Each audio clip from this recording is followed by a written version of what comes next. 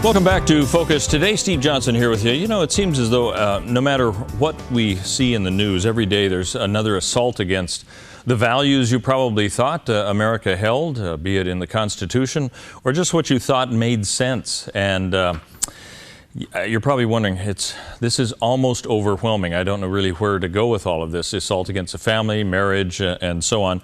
Rod Chambers is the National Field Director for the American Family Association Action Team, and he's with us right now, AFAA. Rob, it's good to have you here. You've got a new release for something that you call "At the Urging of the American Family, Those Concerned with Religious Freedom and Protection," and you're saying PayPal accounts should be canceled and all the rest. Give us an idea, before we get into the specifics of all of this, what are the trends that you're seeing here in the United States that seem to be coming fast and furious as far as the assault on what we'd call American family values? Yeah, Steve, thank you and very much for allowing me to be on your show. I think what's happening, Steve, is there is a convergence of the entertainment industry, government, politicians, media, all across the board to converge and to descend upon people who exercise deeply held Christian beliefs on things such as marriage and human sexuality. And so we're seeing a barrage of attacks on Christians, and it's just basically, I believe, Steve, this is just spiritual warfare. I say this is spiritual warfare. Spiritual warfare is not always involve brutal killing and things like that. Spiritual warfare it can come in subtle ways, and but in more ways now it's in terms of nonsensical policy, such as trying to force men to be allowed to enter into a woman's restroom or dressing room or shower, and to use the government as a hammer to force people who believe otherwise to abide by it. Yeah, and it seems like every day in the news we've got another, if you want to use the term, assault that's going on. Let me get your perspective on this, and we may have talked to this. I remember discussing a similar issue in broader terms, I think, with you some time ago. It seems like Christians will take a view of a court case and say, okay, the court case has decided something, now it's over and done with, let's say if it's in the favor of the family. And yet we see another court case come up that challenges that, and people are saying, wait a minute, didn't that all resolve it? It seems like it is a barrage of legislation and action going against those family values you're mentioning. Is that what you're seeing? Is that it's just an onslaught that never ends? I believe so, Steve. It's going to be something that we're going to that will persist. We live in a fallen world, and this will persist until Jesus comes again. But nothing in the Bible tells us that we are to sit back. Actually, in Ephesians it says to basically expose the fruitless deeds of darkness, to continue to stand for righteousness' sake, and for God's glory, to not back up, but to continue to move forward in a prophetic way, but also to continue to communicate the message of the gospel, that the exclusivity of the gospel, that salvation is in Jesus alone, and continue to move forward, anticipating the day that Jesus does return. All right. Now, you mentioned a couple of these bills, and we've seen them in the news. Let's review them a little bit. Mississippi bill, HB 1523, the governor signed to protect the religious rights of people in his state. The North Carolina bill, HB 2, mandating that people must use public bathrooms of the gender assigned on their birth certificate. And it would seem that these are now being forwarded as anti-gay, anti-LBGT kind of bills. Give us your perspective. How are you viewing these two? And you can take them individually. I realize they're not clustered together. They're happening around the same time. What is your stance on both of these bills? Well, we, AFA, American Family Association, we support both of these bills, which are now law. And basically what is happening is the media is perverting the true meaning and intent of these now laws. The bill that Governor Bryant signed in Mississippi, House Bill 1523, is a religious liberty, religious protection type bill. It's not a protection of privacy such as the one in North Carolina. So there are two different types of bills, which are now laws. So the one in the law in Mississippi, basically what that law does is it protects citizens from the government being forced, or the government forcing a person to violate their own beliefs on issues like marriage between one man and one woman, and their view that sexuality is confined to that relationship, and also for violating their belief on the meaning of gender identity, which is established at birth.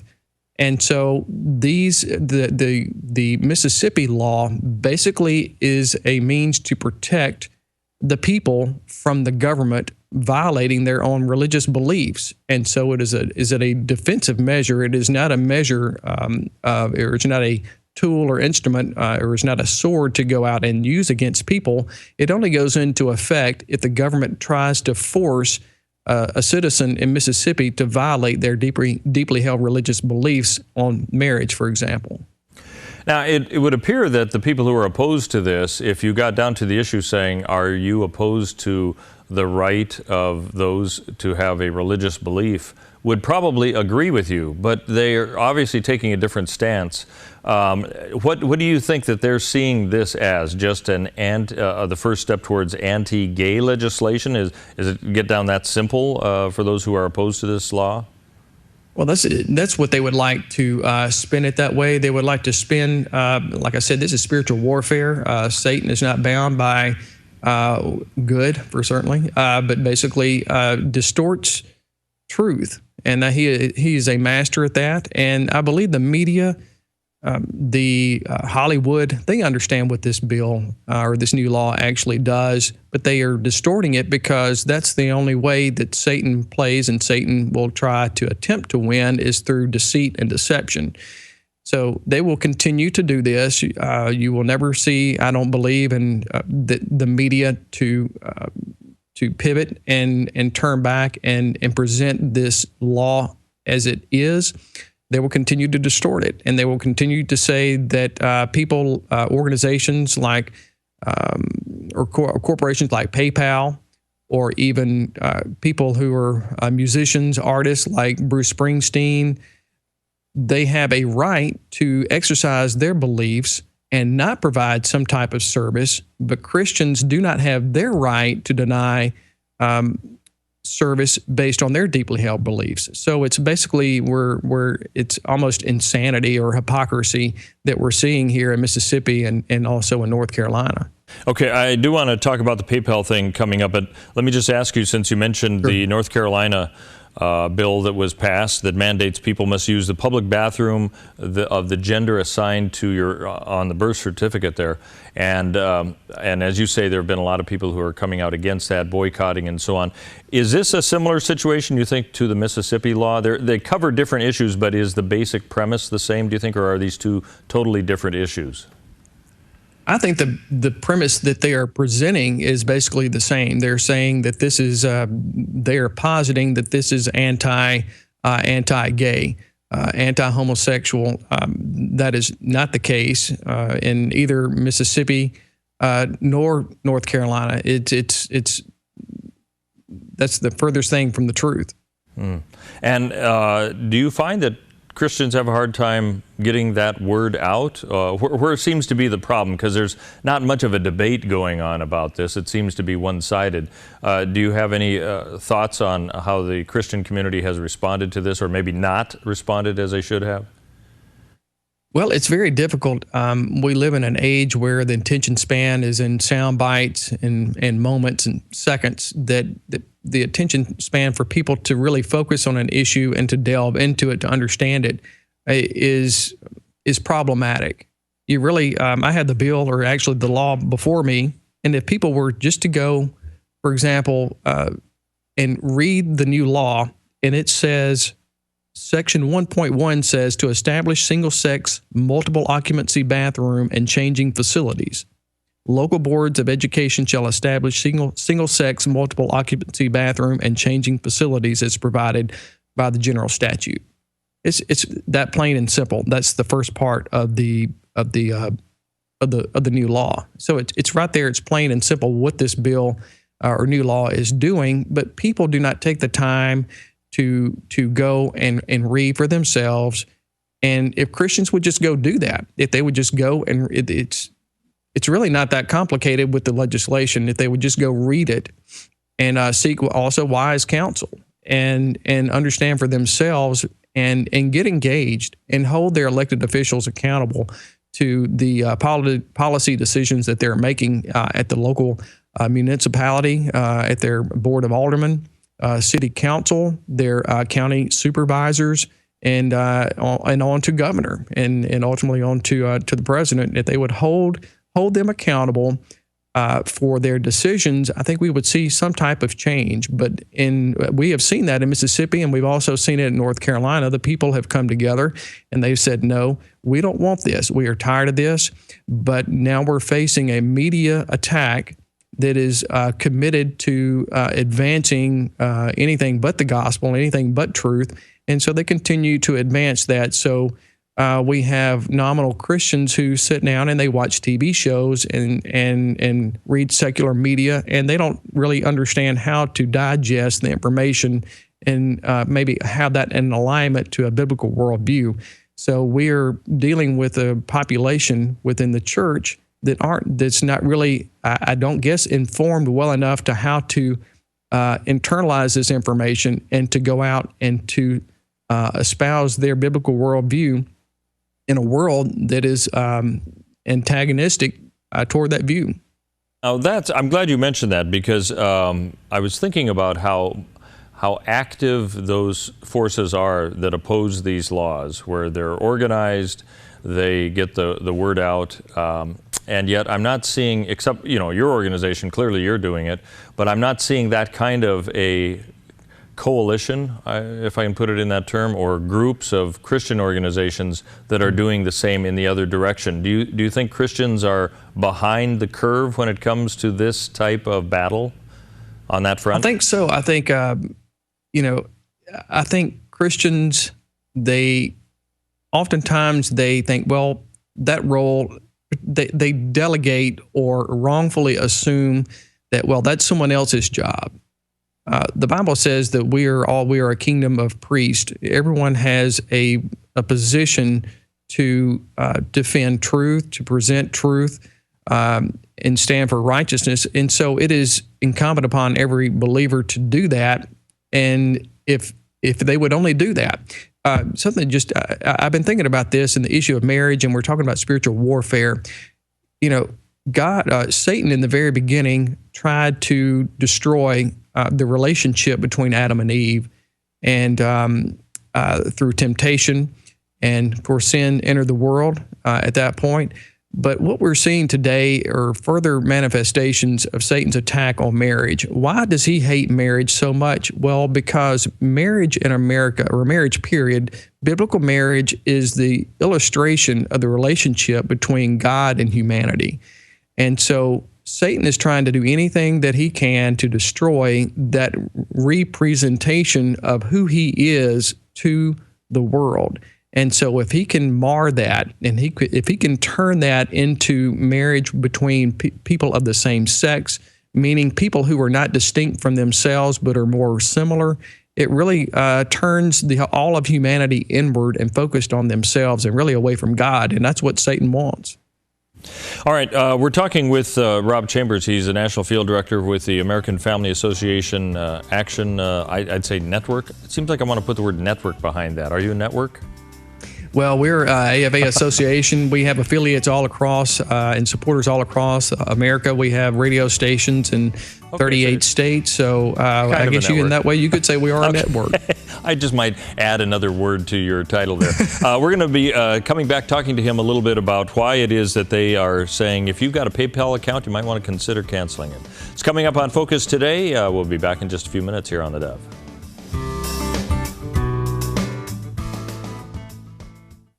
I'm Paulina Leiser, producer of Focus Today. Thank you for watching this video, and make sure to check our other videos at theDove.us.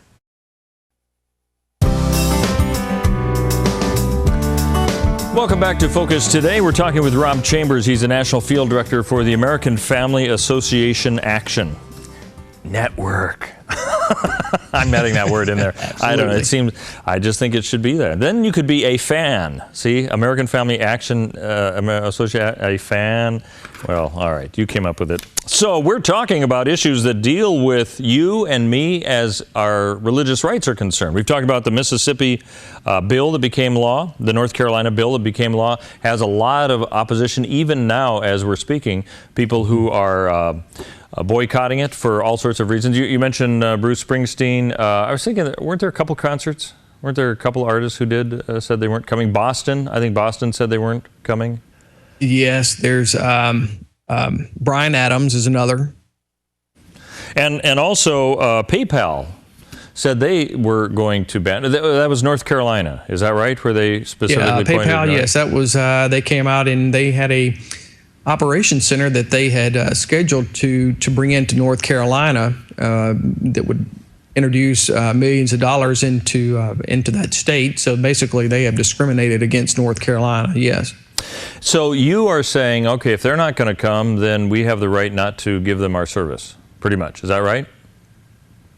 Well, we believe that people have a right to their deeply held religious beliefs and to deny, and that the government should not be forcing people to violate their own convictions. What we're seeing here, Steve, is some hypocrisy here. We see that the media is misconstruing this, but basically we're seeing PayPal and artists like Bruce Springsteen and Bryan Adams, they are basically denying service and commerce, such as PayPal's withdrawal from North Carolina. We're seeing them withdrawing service and entertainment, and they are exercising their deeply held beliefs on these issues. But they are turning around, on the other hand, they're saying, well, Christians who believe that marriage is between one man and one woman, that they ought not to be denying service or catering a homosexual wedding. And so there's the hypocrisy right there in front of all of us to see, and we're why that's one reason why we're calling people to boycott. Well, not to boycott, but to suspend their PayPal accounts, to just out of all the hypocrisy and trying to push their values on everyone else. It's just, it has to stop.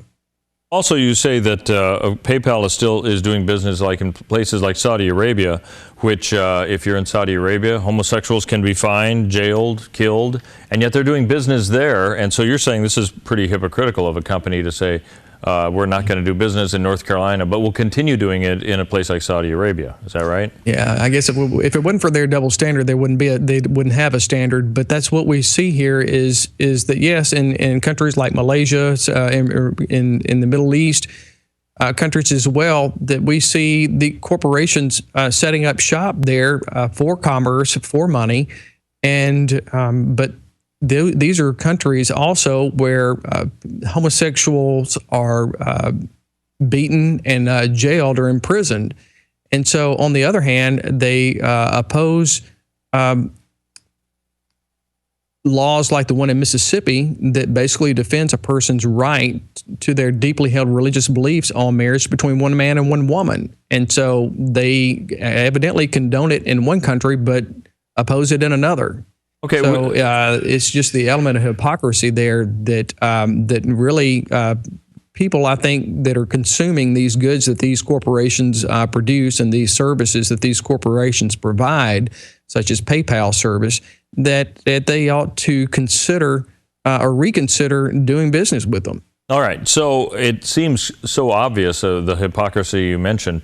Does it just come down to pressure? That gay groups and other groups like that are pressuring companies like this to make a stand like this, no matter how they may be opposing those same, if I can use the term, gay rights in other countries outside of the United States? Is this just political pressure, you think, that's causing this to happen? I think so. Well, it's political pressure. It's social pressure.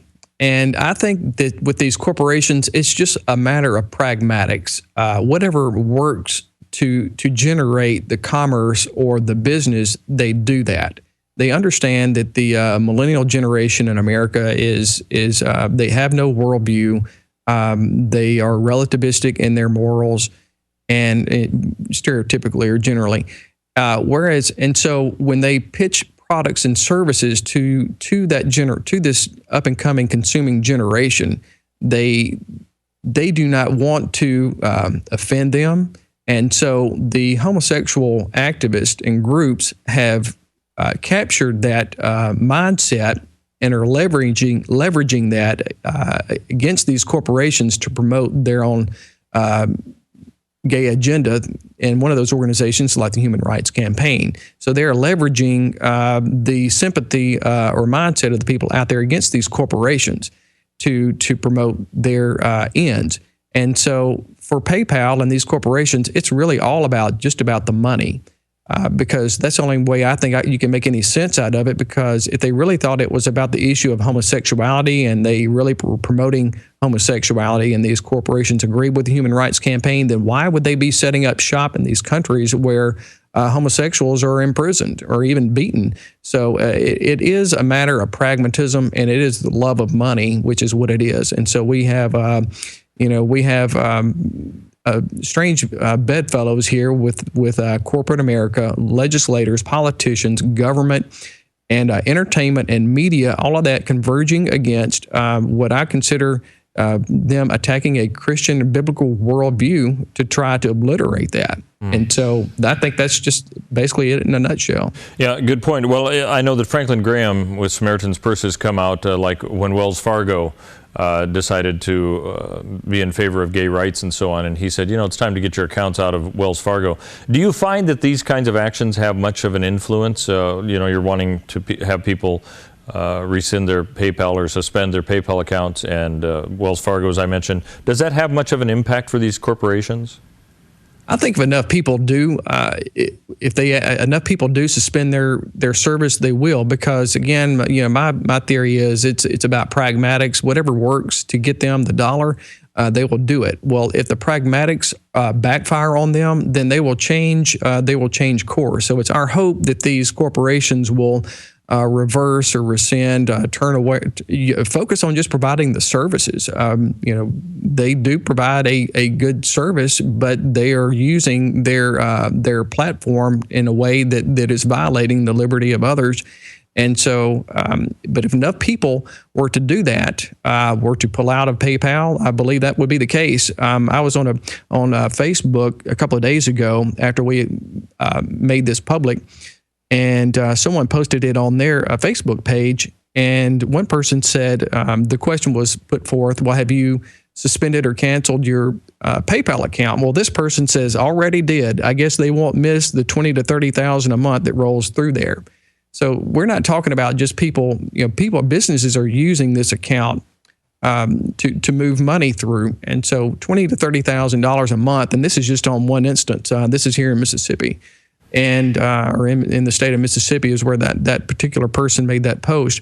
So I believe we are seeing some results of pushing back on PayPal.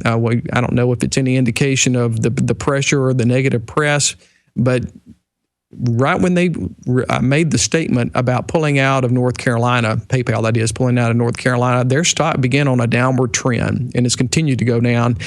And their stock has actually been changed to I believe, to not a buy, but to, or they're no longer recommending to buy that stock. So I don't know if that's still the case now, but it has gone on a downward trend since then, since they made that announcement. So bad press is not good, and so hopefully enough people will continue to do this on social media. They will continue to suspend their accounts and consider, these other corporations as well. Or do they want to do business with corporations that really not only oppose or disagree with their biblical worldview, but are outright fighting against it? Baffles me. And it sounds like you're saying not just as a political cause, but also a personal value. If you agree with what Mississippi has done in North Carolina, then just by principle, you should support those organizations that support that, and then maybe pull out of those who are coming in opposition to those new laws. Yeah, and that's why AFA decided it was a matter of principle. I mean, people are look to AFA and say, well, what is AFA doing? What do they think about this? And it is a matter of principle. It's who we are. We stand for American biblical values for the families in America, and so it's incumbent upon us, upon the principles that we stand on, to oppose things like this, and to do so in love, but also and to do it righteously. We're not going to let up on this. We will continue to fight these type corporations in various ways that would be honoring to God, and so we're going to continue to do that. And I believe in some ways that we will see some changes. But you know what? If we don't see any changes, that does not mean that we ought to give up, but we ought to continue to strive to move forward, to continue to hold the light, and use this as opportunities to share the gospel of who Jesus Christ is, so that the lost may be saved. This is a continual opportunity to do that, and I believe to miss that would be a great loss. Okay, Rob Chambers, National Field Director for American Family Association Action. Thanks for being with us. Appreciate your insight on that.